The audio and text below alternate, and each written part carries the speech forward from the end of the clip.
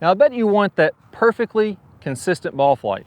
That ball that starts just a hair right of the target and draws back on cue. It never fades. It never leaves it way out to the right. Well, the problem I see is a lot of golfers try to hit that draw and they set up a little bit something like this and they make this kind of a swing when they attempt to hit a draw. Now I tried to draw that, but that ball faded a little bit, started left and faded on me. Well, I had the intention of drawing it, but my body, from my feet all the way to my grip, was dead wrong to be able to hit that shot. Let's start with the feet, and this is something that's very consistent that I see a lot of players struggle with, is the body's in a bad position to hit a draw, and they're trying, the intention is to hit a draw. So it just doesn't work. When your body's lined up a certain way, it's gonna be almost impossible to get that ball to turn over from right to left. Let's start from the ground up. Now, if I wanna hit a draw, what I'd love to do is get my feet a little bit out to the right. That's gonna promote me swinging a little bit more inside out. Now, on that first swing, my feet were lined up square. So no matter how bad I wanna swing from the inside out, I'm making it harder on myself. I'm really making it difficult. So let's get it just a hair to the right of my target. I have this stick on the ground lined up toward the orange flag in the distance there, and I'm just gonna be a hair to the right of it. I'm gonna swing down my feet. I'm gonna feel like that ball starts down my feet line and then draws back toward that target. Now the second thing, here's a big mistake I see people make, is they wanna get their weight shift to the right, and they start letting that knee kind of pop out. And when that knee pops out, all of a sudden the hips start to slide. I know you know what I'm talking about here. Everybody's done this. The hips start to slide, the upper body gets back, and I'm in the perfect position to swing over the top no matter how hard I try to swing from the inside. So if I want to hit that nice draw and be consistent, I'm going to tuck that knee in just about an inch.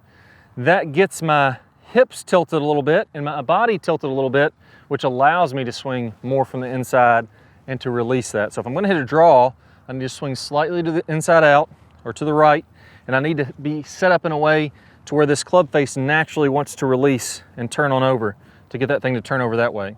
So when I tuck my knee in, all of a sudden that starts to get my body tilted back like this. And do a quick test for me. If you tilt your body, let's really get exaggerated with this. I'm gonna tuck that knee in a bunch. I'm gonna get my body way tilted to the right. There's no direction I could swing other than way inside out with this kind of body alignment. If I do the opposite, my hips bump this way, my body gets tilted to the left, there's no direction I can swing other than over the top like that. So I'm trying to preset my right knee in a way that promotes a draw type path. So I tuck that in, feet are a little bit to the right. From there, I want my hips to be a little tilted. I don't want my hips to be level straight up and down. I actually want my hips to be tilted. So my hips are gonna bump forward and I'm gonna feel like my right hip, because that knee's kicking forward, is a little lower than my left hip. It's just very slight, only a slight amount. And when I do that, you'll also notice the shaft starts to point a little bit more to the right. I'm exaggerating here for camera so you can see it, but just a little bit goes a long way. That's also going to promote that draw swing path. Next, we'll go up to the upper body. I want to have my upper body, like we just talked about, I'm going to feel like my nose is behind my belt buckle. And as this bumps forward, my upper body is tilted back to where now my nose is behind the golf ball. That also tilts my shoulders to the right a little bit, and my right shoulder gets quite a bit lower than my left shoulder. So if I set up that way, that's gonna help me to be in a great position to hit that draw. Now here's one thing that almost everybody gets wrong. So many players that I see want to hit a draw, but they set up with their elbow like this. And what I mean is that right elbow is sticking out toward the camera here. If I drew a line out of that, it'd be going this way. I want to have that elbow tucked in. So if I stuck a line, it'd be hitting me in my right pant pocket, my right hip here. And that's going to get that arm tucked in. And watch what happens when I do that. When I tuck that arm in, look at my entire body start to get into the position that we just talked about. That is a great draw position. And now my right arm is going to want to fire in a way that helps promote that draw. Finally, once you have all that right, when you take the grip, the V's in your hand are going to be in a great position. You're not going to have, if you get that elbow out, you're going to get that V on top, and it's going to be Slice City. So you got to get that thing under to hit that nice draw. So if I get that under, my hands are going to be tilted kind of toward my right shoulder, the V's and my fingers toward the right shoulder, and now my entire body is set up for a consistent shot pattern. I'm going to swing slightly inside out, and because I'm set up in this way, and because my arm is turned the way it is, it actually helps me to release this club face. Look how easy it is for that face to roll on over, to have that face turn on over through contact, and square up. So you don't even have to try that hard to get the ball curving back in the right direction. So now let's do it the right way. I did it wrong from head to toe first. I'm gonna do it right from head to toe this time, and I guarantee you this ball is gonna curve a little from right to left. There we go, perfect.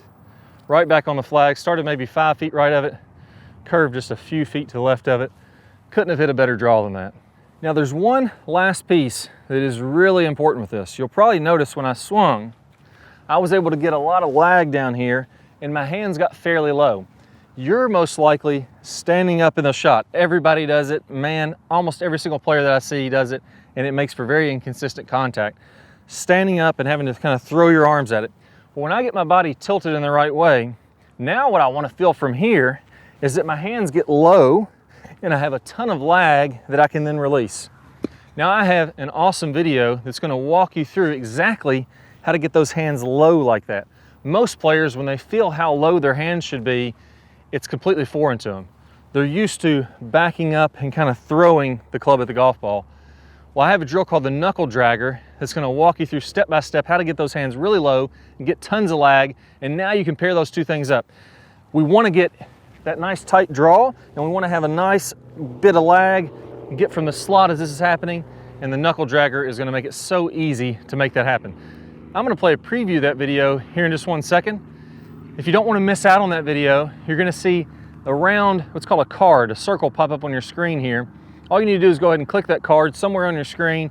If you don't happen to see that card, don't worry, just go down to the description below and there'll be a link there also. Click that and you'll get instant access to this Knuckle Dragger video. I got some real secrets in there. You don't want to miss this. I can't wait to share them with you. Let's go and get started. Got an awesome video for you. This one is what I call Knuckle Dragger. This is one of the best ones, one of the big missing pieces to players that are struggling to get more lag. Now let's talk about when you lose lag, what's happening. A lot of times what's happening is as you make your downswing, if we're looking from this down the line view, what happens is my hips go toward the golf ball, they start to slide forward. My chest moves back away from this golf ball, so I'm getting farther away from the golf ball, and then all of a sudden I cast, I flip, and I don't have a lot of lag there. Well, look how far my hands are away from the ground.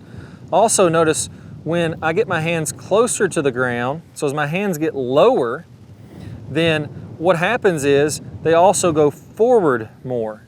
So as I want to have more lag, when you feel like your knuckles are dragging the ground, then that club is naturally going to lag back behind, and then you're going to release that out in front.